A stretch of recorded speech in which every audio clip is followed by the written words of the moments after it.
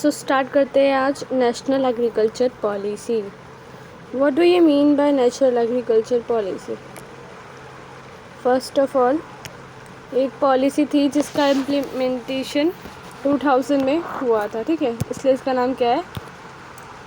National agriculture policy 2000। Clear? इतना तो basic है, फिर आगे स्टार्ट करते हैं।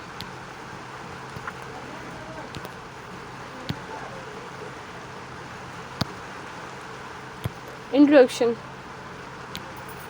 फर्स्टली ये बहुत लेंदी टॉपिक नहीं है, इसमें से यही एक क्वेश्चन यही आएगा, न्यू इकोनॉमिक पॉलिसी 2000, ठीक है, अगर आएगा तो, या फिर चैप्टर मॉड्यूल के और भी 3 पार्ट है उसमें से भी क्वेश्चन आते हैं, तो इसमें यही एक क्वेश्चन बनता है national agriculture policy, explain the national agriculture policy 2000, ठीक है। The government of India announced a national agriculture policy on July 28, 2000। 28 जुलाई 2000 कभी 28 जुलाई 2000, ठीक है। ये डेट याद रखना, शायद फील्ड्स में आ सकता है। आगे चलते हैं। और किसने स्टार्ट किया था? तो उस टाइम एग्रीकल्चर मिनिस्टर कौन थे? Nitish Kumar.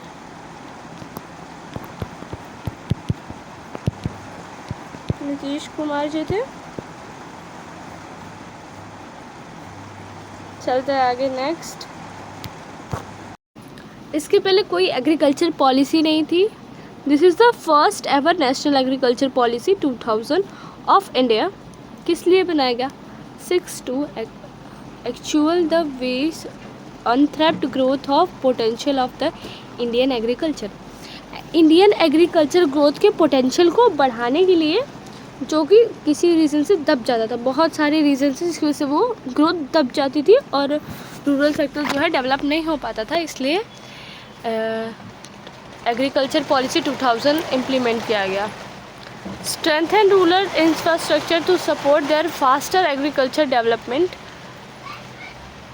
Accelerate the growth of the agro business, मतलब रूरल एग्रीकल्चर को डेवलप करने के लिए, ग्रोथ ऑफ एग्रो बिजनेस मतलब एग्रीकल्चर के बिजनेस को डेवलपमेंट करने के लिए, create employment in rural area. Rural area में एम्प्लॉयमेंट्स की बहुत कमी थी। Like strengthen the rural infrastructure and support their faster agriculture development. Agriculture में फास्टर डेवलपमेंट स्टार्ट करने के लिए, उसके बाद ग्रोथ एग्रीकल्चर बिजनेस को बढ़ाने के लिए, create employment in rural area. Rural area में एम्प्लॉयमेंट ना होने की वजह से लोग माइग्रेट हो रहे थे, इसलिए क्या किया, रूरल एरिया में एम्प्लॉयमेंट क्रिएट हुआ। Secure the fair standard of the living for the farmer. Agriculture work और देयर फैमिलीज, मतलब फार्मर्स की फैमिली को एक fair standard of living provide करना, जो कि सबका हक होता है। एक फेयर स्टैंडर्ड ऑफ लिविंग होना एक हक है, बेसिक नीड है, तो उसको प्रोवाइड करने के लिए। और discuss the migration of the urban area and the face changes arise out the economic liberalisation and globalisation. जो चेंजेस आ रहा है लगातार इकोनॉमिक लिबरलाइजेशन और ग्लोबलाइजेशन को ध्यान में रखते हुए नेशनल एग्रीकल्चर पॉलिसी 2000 लॉन्च किया गया। आगे बढ़ते हैं।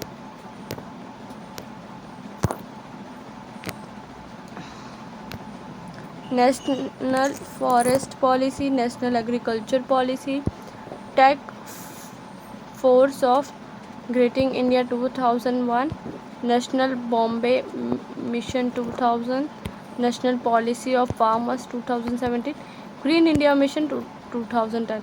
ये एग्रीकल्चर पॉलिसी से रिलेटेड सारी पॉलिसीज़ है जो अभी तक लॉन्च हुई है 1988 से। चलते आगे।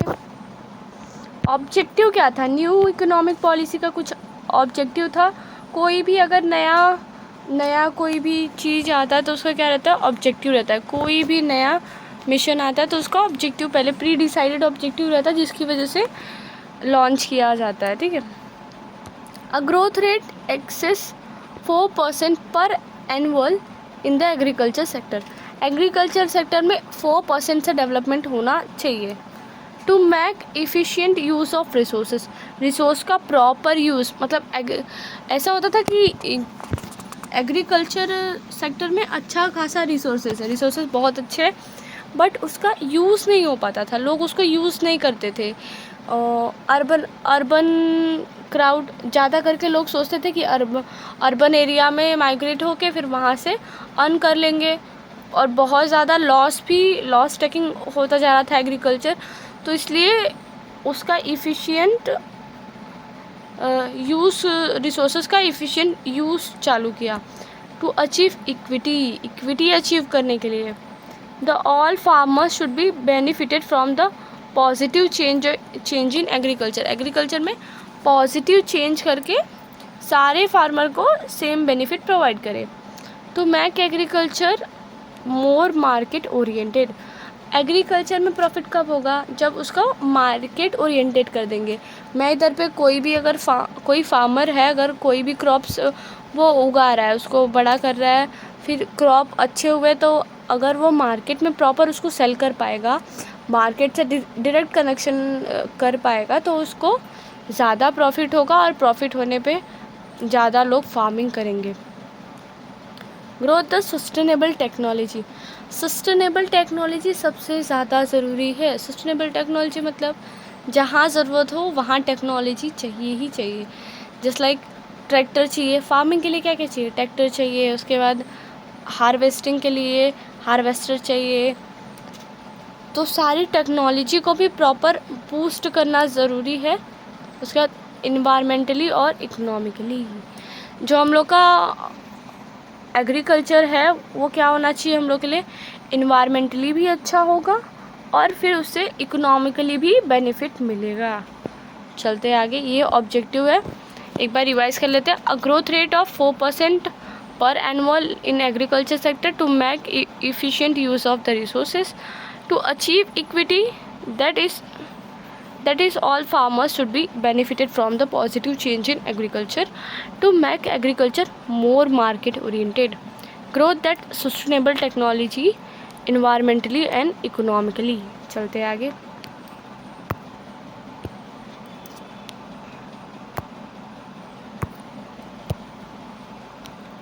Features, private prescriptions, efficiency in agriculture, finance, internal trade. Private participation बढ़ जाएगा, लोग ज़्यादा आ जाएंगे खेती करने के लिए।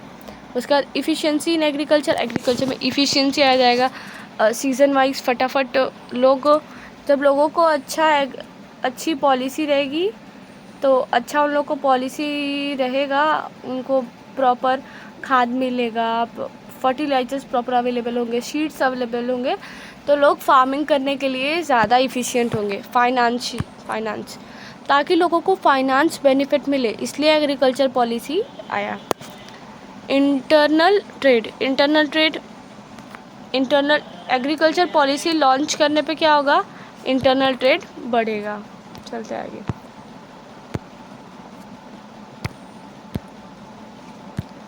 Plan the varieties and seeds, plant में भी वेराइटीज़ आती है, एक ही टाइप के प्लांट नहीं होते, प्लांट भी डिफरेंट टाइप के होते हैं, तो उसकी वेराइटीज़ और सीड्स भी अवेलेबल कराना ज़रूरी है। इंफ्रास्ट्रक्चर सबसे ज़्यादा ज़रूरी है। किसी भी चीज़, कोई भी अगर उसको प्रॉपर पानी, अगर चावल की खेती कर रहे हैं तो उसको प्रॉपर वाटर चाहिए, तो उसके लिए इंफ्रास्ट्रक्चर फैसिलिटी भी ज़रूरी है। स्टोरेज फैसिलिटी, इंफ्रास्ट्रक्चर में क्या आता है, स्टोरेज, ट्रांसपोर्ट, ये सारी फैसिलिटी। इंश्योरेंस की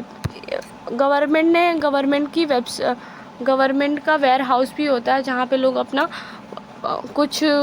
अपना स्टोर कर सकते हैं, और उसका वो लोग चार्ज करते हैं, something small amount of money charge करते हैं, जो कि सब लोगों के लिए होता है, तो गवर्नमेंट ने वो भी लॉन्च किया। उसके बाद इंश्योरेंस स्कीम, अभी क्रॉप इंश्योरेंस स्कीम लॉन्च हुआ।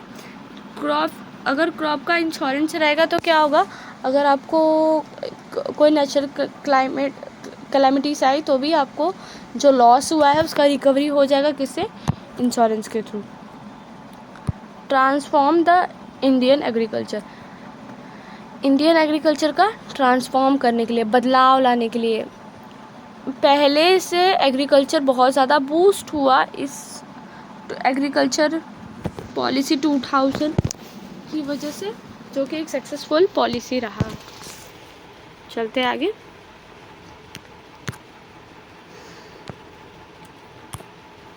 Implementation of the new agriculture policy 2000 कैसे इम्प्लीमेंट हुआ, क्यों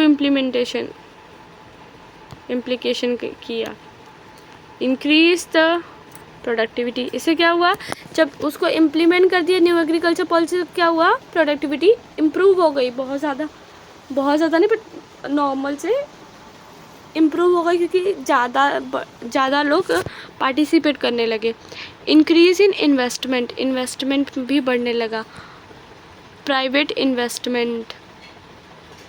फिर रिसर्च और डेवलपमेंट, प्रॉपर रिसर्च स्टार्ट हुआ। मिट्टी की भी रिसर्च कराई जाती है कि इस मिट्टी में कौन सा क्रॉप प्रॉपर आएगा, और उसके बाद कौन से फर्टिलाइज़र की ज़रूरत है, कौन सा क्रॉप कहाँ पे होता है। जब आज़ादी मिली फार्मर को, इतनी ज़्यादा फैसिलिटीज़ मिली, तो फार्मर रिसर्च स्टार्ट किया। एक्सटेंशन प्रोग्राम्स, अप्रोप्रिएट टेक्नोलॉजी मतलब जो टेक्नोलॉजी चाहिए वो सारी टेक्नोलॉजी मिली।